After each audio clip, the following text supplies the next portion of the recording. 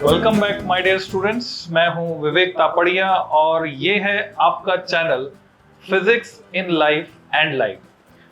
बच्चों, 2021 में जो एग्जाम होने जा रहे हैं, चाहे वो कंपार्टमेंट वाले बच्चे हों, चाहे वो इम्प्रूवमेंट वाले बच्चे हों, या वो बच्चे हों जिनको अपना रिजल्ट जो कि अलग एक पॉलिसी से बनाकर दिया गया था वो पसंद नहीं आया है और वो अब एग्जाम देना चाह रहे हैं अपने मार्क्स बढ़ाने के लिए।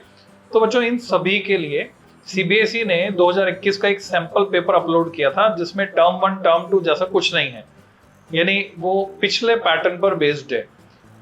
हालांकि उसमें जो यूजफुल पार्ट है हमारा वो है छोटे जो क्वेश्चंस होते हैं, यानी केस स्टडी बेस्ड क्वेश्चन है, एआर क्वेश्चन है, वो सब हमारे काम आएंगे आगे के सेशंस में भी। बड़े क्वेश्चंस काम नहीं आएंगे ऑब्वियसली। तो उस तैयारी के लिए जो कि 9 सितंबर को होने वाला है एग्जाम, और आगे के बच्चे भी प्रैक्टिस कर सकते हैं इस मटेरियल से, तो मैं अपलोड कर रहा था, मैंने अपने चैनल पर अपलोड किए हुए बच्चों 4 पेपर, चौथे पेपर में 5 नंबर वाले क्वेश्चन अपलोड नहीं हो पाए थे, तो उस पार्ट पे मैं जा रहा हूं। यानी इस पेपर का क्रेडिट गोज टू केंद्रीय विद्यालय संगठन ऑब्वियसली। सो सैंपल पेपर 4 जो है उसका पार्ट नंबर 5 वो मैं डिस्कस करने जा रहा हूं बच्चों आज के इस वीडियो में। और इसके बाद मैं सैंपल पेपर 5 भी अपलोड करूंगा जिसमें ऑब्वियसली शुरू में छोटे वाले क्वेश्चन होंगे या ऑब्जेक्टिव या बोले एमसीक्यू भी होंगे, केस स्टडी बेस्ड होंगे या क्वेश्चंस होंगे, और वो सब एप्लीकेबल होंगे आगे के सेशंस के लिए भी। फिलहाल 9 सितंबर के एग्जाम के लिए हम बात कर ले 5 नंबर वाले जो क्वेश्चन है, सेक्शन ई ये बनता है। तो सेक्शन ई से क्वेश्चन नंबर 31, जैसे कि आप यहां देख पा रहे हैं, state the principle of working of PN diode as a rectifier. तो जिन बच्चों ने सेमीकंडक्टर पढ़ लिया है वो इसको रिलेट कर पा रहे होंगे, समझ पा रहे होंगे। Explain with help of a circuit diagram the use of PN diode as a full wave rectifier. ये बहुत अच्छी फ्रीक्वेंसी से पूछा जाने वाला क्वेश्चन है, आप एक्सपेक्ट कर सकते हैं फिर से किसी न किसी सेट में 2021 में आपको मिल जाएगा 9 सितंबर वाले पेपर में। और draw the circuit diagram of A PN junction diode. अच्छा, 5 नंबर के जितने भी क्वेश्चन हुआ करते थे, तीन क्वेश्चन होते थे और तीनों में चॉइस होती थी, तो choice is there. Draw the circuit diagram of PN diode in forward bias, reverse bias, how are these circuits used to study the VI characteristics of a silicon diode. Draw the typical VI characteristics, वो आपको graph बनाना है voltage और current के बीच। What is a light emitting diode, आपसे LED के बारे में पूछ लिया गया है। एलईडी तो सभी लोग जानते हैं, जिन्होंने नहीं पढ़ा वो भी जानते हैं और जिन्होंने पढ़ा है वो तो जानते ही obviously. Mention 2 important advantages of LEDs over conventional lamps. कई बच्चे ऐसा मानते हैं कि सर इतना इसमें टाइम हमारा वेस्ट हो जाएगा, इतना डिस्कशन करें तो हमें तो पीडीएफ दे दो, हम उससे प्रिपेयर कर लेंगे। पर मेरा ये मानना है, मेरा जो अनुभव है वो ये कहता है कि अगर आप इस तरह से तैयार करते हैं तो ये मेमोरी में ज्यादा अच्छे से सेट होता है। ये विजुअल मेमोरी है आपकी, तो इसमें बेटर वे में सेट होता है। तो पीएन जंक्शन डायोड बच्चों ऐसा दिखता है, ठीक है, पी टाइप, एन टाइप। ये अभी मैं आंसर नहीं बता रहा हूं आपको, इट इज नॉट आंसर, पर हम क्वेश्चन की एक बेटर पिक्चर माइंड में क्लियर करने की कोशिश कर रहे हैं। अब जरूरी नहीं कि क्वेश्चन एग्जैक्टली ये आए, पर इसकी पूरी नॉलेज हमें होनी चाहिए। तो पीएन जंक्शन डायोड में पी साइड है, एन साइड है। जो सिल्वर रिंग होती है वो एन साइड को इंडिकेट करती है, हम कैथोड कह सकते हैं उसको। और फॉरवर्ड बायस में अगर मैं इसको जोड़ता हूं, जैसे यहां पर आपने देखा ये अनबायस्ड स्टेट है ना, जीरो बायस, यानी कोई बायस हमने नहीं लगाया है, सिंपली एक रेजिस्टेंस के थ्रू हमने कनेक्ट किया है। तो अनबायस्ड स्टेट में पीएन जंक्शन पर जो पोटेंशियल डिफरेंस डेवलप होता है, जिसको हम बैरियर पोटेंशियल कहते हैं, तो वो बैरियर पोटेंशियल को यहाँ ग्राफ में दिखाया हुआ है। जंक्शन के आसपास बैरियर पोटेंशियल को 0.3 वोल्ट होता है बच्चों सिलिकॉन के लिए, और 0.7 वोल्ट होता है, सॉरी 0.3 वोल्ट होता है जर्मेनियम के लिए, और 0.7 वोल्ट होता है सिलिकॉन के लिए। डेटा आपके काम का है, कंपटीशन पॉइंट ऑफ व्यू से भी काम का है, तो आपको याद रखना चाहिए। फिर अभी मैं आंसर पे नहीं आया हूं, क्लियर कर देता हूं। हम पीएन जंक्शन डायोड के बारे में थ्योरी देख रहे हैं, रिकॉल कर रहे हैं। So this is PN junction in forward बायस, जैसा आप यहाँ देख पा रहे हैं। ये डायोड है, इसकी आप अच्छे से पहचान कर लीजिए, दिमाग में सेट कर लीजिए। पीएन जंक्शन डायोड आपके लिए अनजाना नहीं है, now you are familiar with it. यहां आप देख रहे हैं बैटरी लगा दी है, और ये जो बैटरी है इसका पॉजिटिव जुड़ा हुआ है पी साइड से, और नेगेटिव जा रहा है एन साइड पर, यानी फॉरवर्ड बायस। तो फॉरवर्ड बायस में क्या होता है, चार्ज फ्लो स्टार्ट हो जाता है, जैसा हम देख पा रहे हैं यहाँ पे चार्ज फ्लो स्टार्ट हो गया। और इसका ग्राफ भी मैं प्लॉट कर सकता हूँ, ग्राफ अभी देखेंगे हम लोग। और यहाँ आप देख रहे हैं पॉजिटिव दिया है एन साइड को, so this is case of reverse bias. ठीक है, यहाँ डायोड रिवर्स बायस्ड है। वहां क्या होता है, डिप्लीशन लेयर की विड्थ बढ़ जाती है, ये क्वेश्चन पूछा जाता है आपसे, वाइडर डिप्लीशन लेयर। जबकि यहाँ क्या हुआ है, फॉरवर्ड बायस में डिप्लीशन लेयर की विड्थ कम हो जाती है। सो ये कंसेप्ट सारे क्लियर होने चाहिए आपको। अब चलते हैं नेक्स्ट हम आगे। ये पूरा ग्राफ यहाँ बना दिया है फॉरवर्ड बायस में, यहाँ नी वोल्टेज आएगा, यू शुड आइडेंटिफाई दैट। और यहाँ तक नेग्लिजिबल करंट फ्लो हो रहा है, फिर करंट तेजी से बढ़ता है। तो हम ये कह सकते हैं कि यहाँ से यहाँ तक अगर ये स्ट्रेट लाइन पार्ट है तो बहुत स्मॉल करंट्स के लिए, जो कि ऑब्वियसली माइक्रो एम्पियर के ऑर्डर के होंगे, उन स्मॉल करंट्स के लिए ओम्स लॉ को इस रीजन में फॉलो कर रहा है। But you should be clear that it is non-ohmic device. ये क्या है, अनओमिक डिवाइस। रिवर्स बायस अगर कर रहे हैं तो ये सैचुरेशन करंट यहाँ पर है, जो कि माइनॉरिटी चार्ज कैरियर्स की वजह से फ्लो होती है, अल्पसंख्यक आवेश वाहकों की वजह से प्रवाहित होने वाली धारा है वो, जो माइक्रो एम्पियर के ऑर्डर की है। यानी इधर जो है ये मिली एम्पियर की जगह क्या होना चाहिए था, रिवर्स करंट में माइक्रो एम्पियर, है ना, ग्राफ में यहाँ पे होना चाहिए था माइक्रो एम्पियर। फिर ब्रेक डाउन होता है और जेनर ब्रेक डाउन या एवलांच रीजन। तो ये सारी थ्योरी अब रिकॉल हो गई होगी, आपको सारा याद आ गया होगा। तो अब इसका आंसर देखते हैं बच्चों। Junction diode is a rectifier and electronic device which converts AC power into DC power.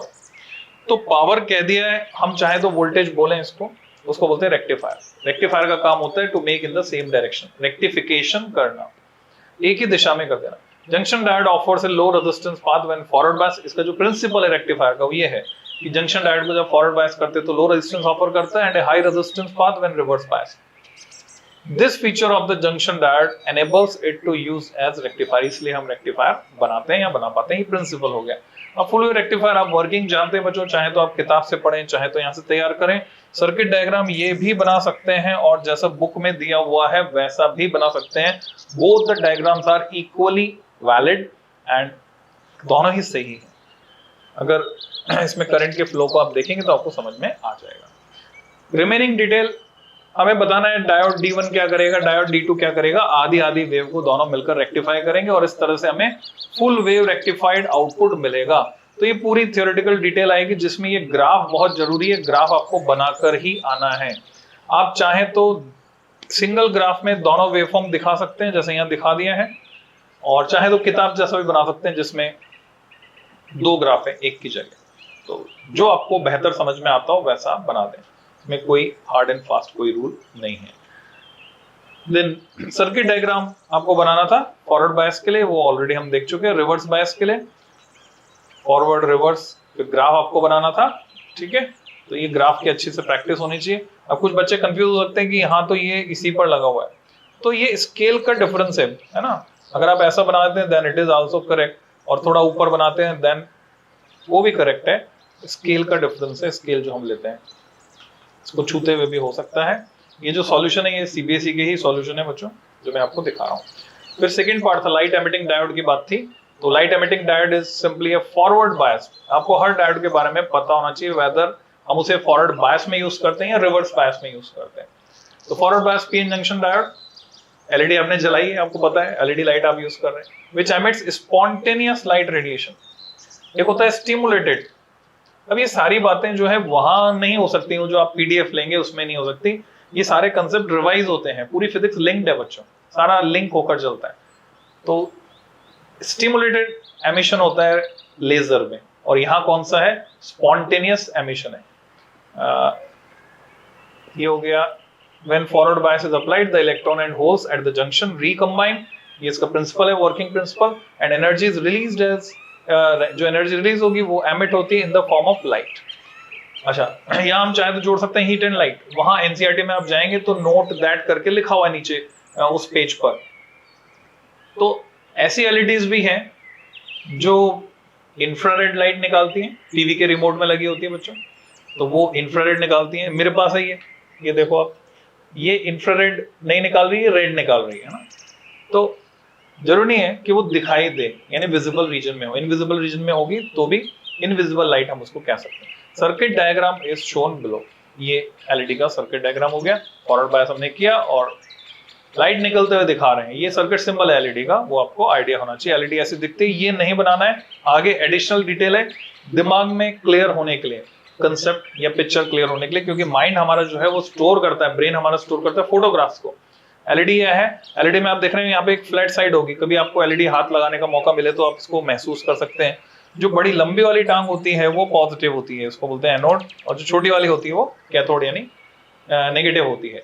अब जब उसको सर्किट में लगा देते हैं तब तो आप आइडेंटिफाई नहीं कर सकते, पर जब नई एलईडी है तो आइडेंटिफाई आप कर सकते हैं। और इसकी इंटरनल डिटेल अगर मैं दिखाऊं जस्ट फॉर योर नॉलेज, ये डिफरेंट पार्ट्स यहाँ पर हैं जो आपको याद रखने की जरूरत नहीं है। यहाँ कैविटी होती है जिसमें सेमीकंडक्टर डाई में मटेरियल भरा होता है सेमीकंडक्टर, और यहाँ एक आर्क क्रिएट होता है जिसकी वजह से वो लाइट तुम्हें दिखाई देती है। Advantages of LED over conventional incandescent lamp, ये पॉइंट्स दिए हुए एनसीईआरटी में, आप वहां से तैयार करें, यहां से तैयार करें, चॉइस आपकी है। ये सीधा सीधा कंपैरिजन है जो मैं दिखा रहा हूं, तो उसको आपको तो लैंग्वेज में लिखना है, पर ये कंपैरिजन आपको ज्यादा अच्छे से समझा सकता है। जो ये हमारा कन्वेंशनल बल्ब था बच्चों जिसे हम यूज करते आए, हो सकता है आपके जन्म के बाद से आपको सीएफएल मिली हो, सो पहले हम यूज करते थे। ये 60 वाट की अगर उस कंपैरिजन की बात करें, 800 ल्यूमन में नापते हैं हम इसकी रोशनी जो निकल रही है उसको, यानी इल्यूमिनेटिंग पावर को, तो ल्यूमन है, तो ये 14 वाट में ही 800 ल्यूमन दे देगा, जबकि ये 60 वाट पावर कंज्यूम करेगा तब 800 ल्यूमन देगा, सीएफएल का कंपैरिजन। और जब हम एलईडी बल्ब पर आते हैं बच्चों तो खाली 12.5 वाट, ओनली 12.5 वाट, यानी 14 वाट से भी कम हो गया, और 800 ल्यूमन लाइट निकाल देगा। कितनी? ये वाला बल्ब 1200 घंटे चलेगा, तो 20 साल में 21 बल्ब की खपत होगी, 21 बल्ब खप जाएंगे। कॉस्ट आप निकाल सकते हैं, कॉस्ट कैलकुलेट कर सकते हैं। अच्छा, ये सीएफएल 10,000 घंटे चलती है, तो 20 साल में 3 सीएफएल लगेगी आइडियली, है ना, आदर्श रूप में। और एलईडी बल्ब की बात करें तो एक एलईडी बल्ब पूरे 20 साल निकाल देगा, क्योंकि 25,000 घंटे चलता है। So this is the basic comparison जो आपको आइडिया होना चाहिए। एंड 32, क्वेश्चन नंबर 32 पर आ गए हम, यानी 5 नंबर का दूसरा सवाल। डिवाइस एक्स, ऐसे क्वेश्चन आते हैं, आपको मिलते हैं।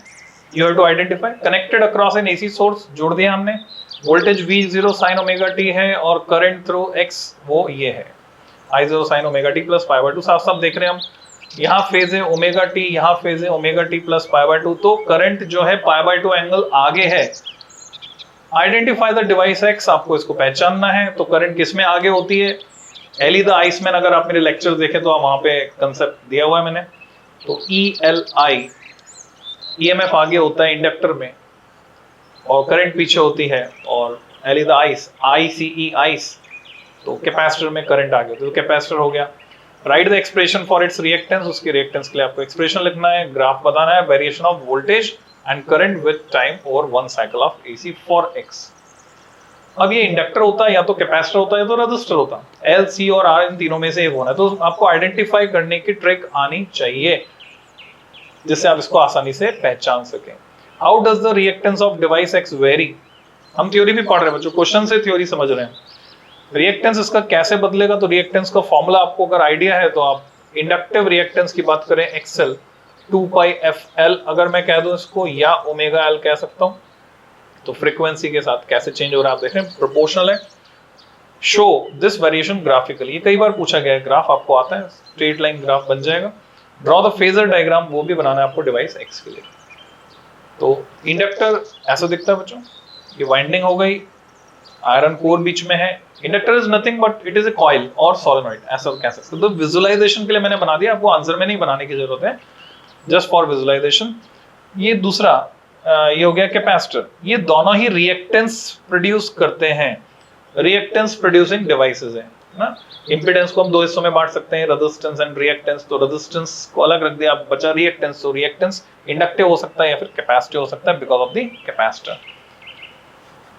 फॉर्मूले फैमिलियर फॉर्मूले आप लोग जानते हैं, अभी मैंने लिखा भी था इसको। ये कैपेसिटिव रिएक्टेंस हो गया, फेजर डायग्राम, और ये ग्राफ हो गया। तो ये सारी थियोरी हो गई। अब इसको ये जब आपके दिमाग में है, सेट है, तो आप उस क्वेश्चन का प्रॉपर आंसर लिख पाएंगे। तो हमने आइडेंटिफाई किया उसको कि वो एक कैपेसिटर है, क्योंकि current is leading the voltage bye angle pi by 2, this is capacitor. Reactance हो गया XC, और ये वेरिएशन हमने प्लॉट किया वोल्टेज।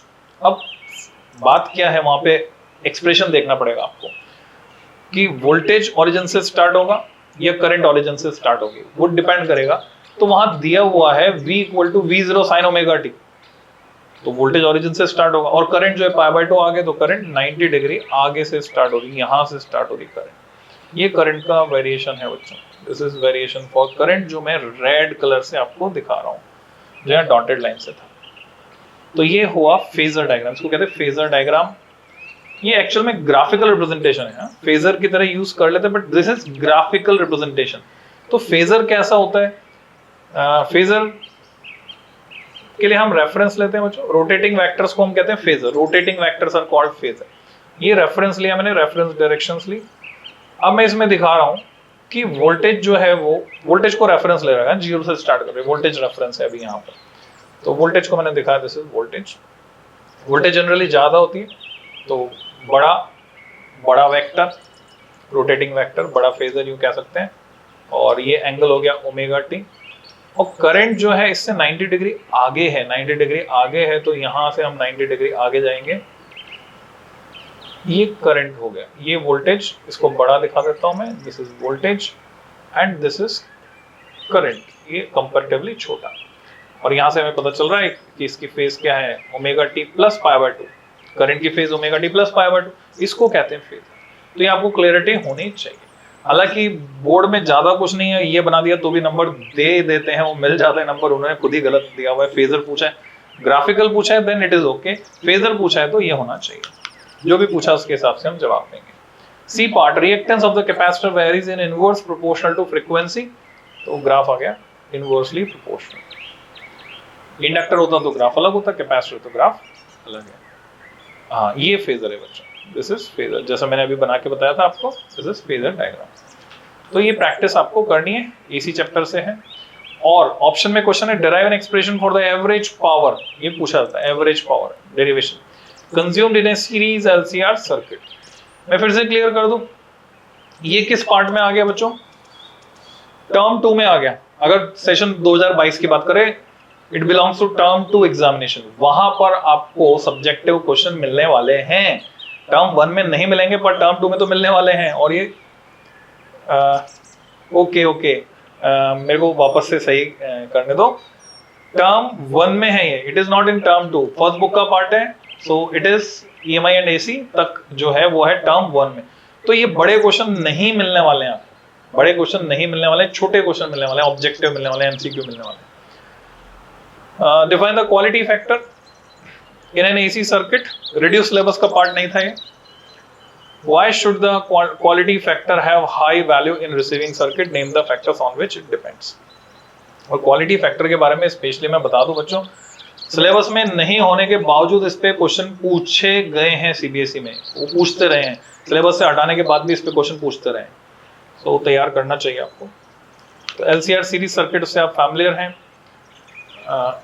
ये आंसर हो गया इसका, वोल्टेज इतनी, करंट इतनी, इंस्टेंटेनियस पावर हमने डिराइव करके निकाली, और एवरेज वैल्यू जो है इसकी 0 है, इसलिए एक्सप्रेशन हमारे पास आ जाता है V0/√2 I0/√2 cos phi, जिसको हम VRMS IRMS cos phi लिख सकते हैं। So, ये हुआ इसका सही जवाब। एवरेज पावर का एक्सप्रेशन हमने निकाला। क्वालिटी फैक्टर की बात की, सीरीज LCR सर्किट में रेशियो जो है वोल्टेज ड्रॉप अक्रॉस इंडक्टर और capacitor to the voltage drop across resistor, उसको हम बोलते हैं क्वालिटी फैक्टर। रेजोनेंस कंडीशन में कह सकते हैं। ये अलग अलग फॉर्मूले हैं, फॉर्मूले डायरेक्ट आपको याद रखते हैं, कैसे डिराइव हुए वो नहीं तैयार करना, फॉर्मूले सीधे आने चाहिए आपको।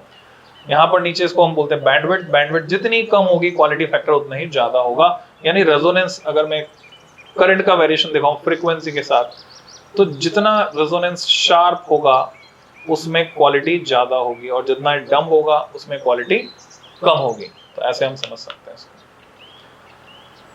Last question, question number 33, 5 number में फर्स्ट पार्ट, यानी what is the effect on the interference fringes, optics से है बच्चों, यानी ये सेकंड पार्ट से आ गया, तो ये बिलोंग करता है आपके टर्म 2 को, 22-23 के लिए। Fringes to Young's double slit experiment, YDSE की बात कर रहे हैं। Separation between the two slits, उसको घटा दे तो क्या होगा, width of the source slit को बढ़ा दे तो क्या होगा, मोनोक्रोमेटिक सोर्स को रिप्लेस कर दे व्हाइट लाइट सोर्स से तो क्या होगा। और ये वर्ड स्पेशली ध्यान रखना आपको, जस्टिफाई, आपको अपने आंसर के सपोर्ट में लॉजिक देना है, जस्टिफाई या फॉर्मूला देना है कि आप उस कंक्लूजन तक कैसे पहुंचे। Second part, the intensity at the central maxima in YDSE is I0, show that the intensity at a point is I0 by 4, जहां पर पार्ट डिफरेंस लैम्डा बाय 3 होगा। तो ये कैसे शो करेंगे, ये शो करेंगे हम फॉर्मूले की मदद से, यानी न्यूमेरिकल कैलकुलेशन इसमें इन्वॉल्व है। तो इसका सॉल्यूशन देखते हैं बच्चों। फ्रिंज विड्थ के एक्सप्रेशन की बात करें, बीटा से दिखाते हैं लैम्डा d by d, जहां पर कैपिटल D मीटर के ऑर्डर का है, स्मॉल d मिलीमीटर के ऑर्डर का है। तो जैसे हम सेपरेशन डिक्रीज करते हैं बिटवीन द टू स्लिट्स, यानी स्मॉल d को हम घटाते हैं, स्मॉल d को हम घटाते हैं, फ्रिंज विड्थ बढ़ जाती है। बी पार्ट, इंटरफेरेंस फ्रिंजेस दिखाई देने के लिए कंडीशन। बच्चों एग्जांपल है, ये चैप्टर नंबर 10 है, 10 में 10.4 करके एग्जांपल है, वहां पर आप देखेंगे ABCD कुछ पार्ट है, तो उसमें एक पार्ट ये भी है, शुड बी सेटिस्फाइड। इसको हम लिंक करके देखें अगर, तो हम लिंक करते हैं वैलिडिटी ऑफ रे ऑप्टिक्स, जो आर्टिकल है उससे लिंक करते हैं, और डिफ्रैक्शन से इसको लिंक करते हैं, तब ये समझ में आता है। अदरवाइज मैंने समझाया हुआ लेक्चर में, मेरे लेक्चर में जा सकते हैं। Interference pattern produced by different parts of the source slit will overlap, as the source slit width increases the fringe pattern gets less and less sharp when the source slit is so wide. अब ये बात हो रही है इसकी, जो slit बनी हुई है उसकी चौड़ाई की बात कर रहे हैं हम, स्लिट की चौड़ाई, ये जैसे डबल स्लिट मैंने बना दी, तो इसकी बात कर रहे हैं बच्चों। The above condition does not satisfy, अगर नहीं होगी, and the interference pattern disappears. However, as long as the fringes are visible, the fringe width remains constant. तब तक वो fringe width जो है constant रहेगी, जब तक fringes दिखाई देंगे। When monochromatic light is replaced by white light, तो color fringes मिलती है हमको बच्चों। Central fringe bright and white होती है, बाकी जो फ्रिंजेस हैं वो कलरफुल होती हैं। ये मैंने डायग्राम बना दिया, मतलब यहाँ दिखा दिया, फोटो अवेलेबल था, क्योंकि इसका फायदा उठा रहे हैं हम टेक्नोलॉजी का। एग्जाम में आपको इसको बनाने की जरूरत नहीं, आपको जस्ट लैंग्वेज लिखनी है, पर आपका दिमाग स्टोर करता है फोटो, ये स्टोर हो जाएगा आपके माइंड में कि अब जो डार्क फ्रिंज की जगह पर आ रही है, this is at the position of dark fringe, ये वाली फ्रिंज डार्क फ्रिंज की जगह पर है। तो जो डार्क फ्रिंज की जगह पर आ रही है उसकी इनर एज वायलेट होगी, आउटर एज रेड होगी, और जो फिर ब्राइट फ्रिंज की पोजीशन पर आएगी उसमें इनर एज वायलेट होगी, आउटर एज रेड होगी। ये इंटरचेंज हो जाएगा, है ना। एनसीईआरटी में देखेंगे और एससी वर्मा में देखेंगे तो रिवर्स लिखा हुआ है, वहां बच्चे कंफ्यूज हो जाते हैं, पर उन्होंने ये नहीं बता रखा कि वो उन्होंने ब्राइट फ्रिंज की पोजीशन के लिए लिखा है या डार्क फ्रिंज की पोजीशन के लिए। तो मैंने यहाँ पे क्लियर कर दिया आपको। ये आप प्रूव कर सकते हैं, ये बहुत अच्छी फ्रीक्वेंसी से पूछा जाने वाला एक्सप्रेशन है। ये एक्सप्रेशन आपको रटा हुआ होना चाहिए, याद होना चाहिए। ये हमने फॉर्मूला के बाद जो न्यूमेरिकल पार्ट था वो प्रूव करके दिखा दिया। अगर पार्ट डिफरेंस हम जो दिया हुआ है, फेज डिफरेंस निकालेंगे उस पार्ट डिफरेंस से, और फेज डिफरेंस निकाल कर जो हमने निकाला 2π/3, रिलेशन आप जानते हैं, lambda path difference is equal to 2π phase difference is equal to capital T time difference. इसके बेसिस पे चलता है। तो फेज डिफरेंस निकाल के फॉर्मूले में रखेंगे जो अभी डिराइव किया था। So here is the calculation, आप वीडियो पॉज करके देख सकते हैं इजीली। I0/4 ये प्रूव हो जाएगा इंटेंसिटी। नाउ और पार्ट की बात करें, क्वेश्चन नंबर 33 में और part, a plane wave front, wave optics से फिर से approaches a plane surface separating two media. Plane wave front आकर गिर रहा है प्लेन सरफेस पर। जैसे जैसे वर्ड्स में चलते जाएं वैसे वैसे आप इमेज बनाते जाएं दिमाग में कि क्या हो रहा है, तो क्वेश्चन में सिचुएशन क्लियर होगी और टाइम कम लगे सॉल्व करने में obviously. If medium 1 is optically denser, medium 2 is optically rarer, यानी डेंसर टू रेयरर जाना है तो नॉर्मल से दूर हटेगा। ये सब आप अपने आप से प्रेडिक्ट कर सकते हैं जो आपने सीखा उसके बेसिस पे। Using Huygens principle explain and show आ गया डायग्राम बना। How a refracted wave front is constructed, कैसे वो बनेगा। वेरीफाई स्नेल्स लॉ, उसके बेसिस पे आपको n equal to any refractive index n से दिखाओ, म्यू से दिखाओ, n equal to sine i by sine r, इसको प्रूव करना है, वेरीफाई स्नेल्स लॉ। और सेकंड पार्ट है मैंने light wave travels from rare to denser medium, the speed decreases, obviously speed decrease होती है, does it imply reduction in its energy? ये conceptual question है एनसीईआरटी का बच्चों, तो मैं समझता हूँ कर सकते हो आप, फिर भी मैं आपको सॉल्यूशन दिखा देता हूँ। ये वेव फ्रंट आया क्योंकि नीचे वाला मीडियम रेयरर है, ऊपर वाला डेंसर है, first medium is incident, boundary surface ये रहा, ओके। तो लॉजिकली हम इसको ड्रॉ करते हैं, यहां ऐसा लग रहा है कि ये नॉर्मल के पास आ रहा है। वापस देखते हैं बच्चों क्वेश्चन को ध्यान से, क्वेश्चन में क्या बोला है, separating two medium, medium one is optically denser, denser to rare जा रहा है, इट मींस ये डायग्राम थोड़ा मिसगाइड कर रहा है, वो मिसलीड कर रहा है, तो आप देखेंगे तो नॉर्मल से दूर हटना चाहिए, तो नॉर्मल से दूर हटने वाला बनाना है आपको डायग्राम। मैंने तो एज इट इज जो सीबीएसई ने सॉल्यूशन दिया हुआ है वो मैंने यहाँ पे दिखा दिया आपको, सीबीएसई ने नहीं, जिस पेपर बनाने वाले ने सॉल्यूशन दिया वो Kendriya Vidyalaya Sangathan. As a wave front A B advance strikes the point, यहाँ थ्योरी पूरी लिख दी है, वो जस्ट आप डायग्राम को समझाना होता है, इस थ्योरी को कोई पढ़ता नहीं है, पर ये थ्योरी वहां होनी चाहिए तब आपको मार्क्स मिलते हैं। तो आप डायग्राम को अपने एक्सप्लेन कर देंगे, ये पूरा एक्सप्लेन कर दिया हमने डायग्राम को, डायग्राम का एक्सप्लेनेशन है। और डेंसर टू रेयर जा रहा तो दूर हटेगा, it should be clear to you. अभी हो सकता है एक साइड में डेंसर टू रेयर और दूसरे साइड में रेयर टू डेंसर हो, इट इज क्वाइट पॉसिबल। यहाँ हम प्रूव करेंगे स्नेल्स लॉ को, तो ये स्नेल्स लॉ हमने प्रूव किया, sine i by sine r equal to mu, और ये कंसेप्चुअल क्वेश्चन का जवाब है, no the energy carried by the wave does not depend on its speed, speed पर डिपेंड नहीं करती, इंस्टेड किस पर डिपेंड करती है, it depends on the frequency of the wave. Formula आप जानते हैं इक्वल टू एच, एनर्जी जो है।